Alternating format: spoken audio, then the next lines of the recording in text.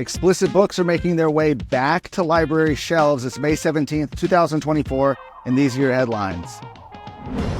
As you can see, it might be a little bit noisy by the way you can hear. I'm actually on the bus. The last few days I've been following the Gun Owners of America as they've taken their Silver Bullet bus tour, traveling across the state to 8 different stops for some of the pro-Second Amendment candidates that they have endorsed in the upcoming Republican primary runoff. So I'm on the bus right now to get out of the rain. It's a little bit rainy here in Victoria where they just did a stop for AJ Louderback, but wanted to get this chance to talk about some of the big headlines that have been happening outside of this bus tour. One of them being that months after the Fort Worth Independent School District closed down its libraries to review books, the district is now returning multiple books that were flagged by citizens. Now, this came after months of parental outrage over sexually explicit books in student libraries. That culminated in House Bill 900, which was passed by the Texas legislature, and it prohibits school libraries from housing materials that are sexually explicit, vulgar, or educationally unsuitable. It also sets up state standards for keeping that sexual content out of school libraries and classrooms. However, after a lengthy legal battle, a federal court has blocked Texas from enforcing the vendor rating requirement, where vendors had to rate the sexually explicit content in their books before providing it to schools and libraries, while the state and plaintiffs continue to litigate the merits of the case. Now, in July, Tarrant County Citizens Defending Freedom found 76 different books to be sexually explicit and violent in the school library. And more than 500 copies of those books were available in Fort Worth ISD libraries. In response, they emailed Fort Worth ISD officials who closed the libraries for review. Now, before the 2023-2024 school year, Fort Worth ISD closed its libraries to ensure all materials contained within were suitable for student consumption. After district officials reviewed books for sexually explicit and violent material, the district removed 118 books for further review to ensure they were developmentally appropriate.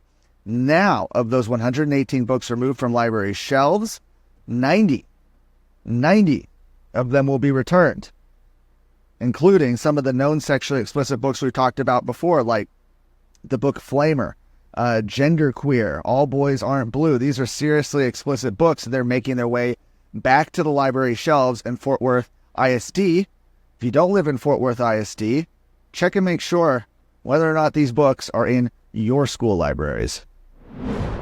A big story yesterday that happened right after we recorded Daily Headlines, but I do want to mention it, which is, of course, the fact that Governor Abbott has now fully pardoned Army Sergeant Daniel Perry following a unanimous recommendation from the Texas Board of Pardons and Paroles. Daniel Perry had been sentenced to 25 years in prison for the shooting death of an armed Black Lives Matter protester in downtown Austin back in those riots in 2020. During Perry's trial, his defense team stated that Garrett Foster raised a firearm at Daniel Perry, leading him to use his handgun in self-defense.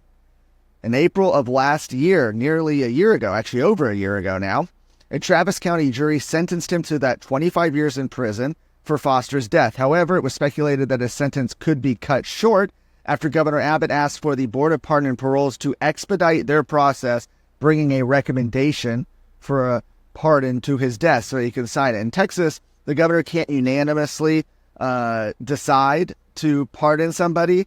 That has to be recommended by this board. In this case, they did so immediately after they did so yesterday. The governor issued his pardon on Thursday, granting him his parole. Is it possible to morph from a hero into a villain? I'm Valerie Munoz. Join me as I introduce you to the most powerful lobbying group in Texas. One that started as a savior, but has become the very thing they were created to destroy. Listen now to Season 7 of Exposed, The Beast of Austin, available wherever you get podcasts. Lastly, some big news coming up next week. The Republican Party of Texas is hosting its biennial convention that's going to take place in San Antonio. We talk a lot about legislative priorities. We talk about the party platform. These are things that are going to be decided by the thousands of delegates that show up to that convention. But in addition to just the party platform, the priorities, party leadership is also going to be decided.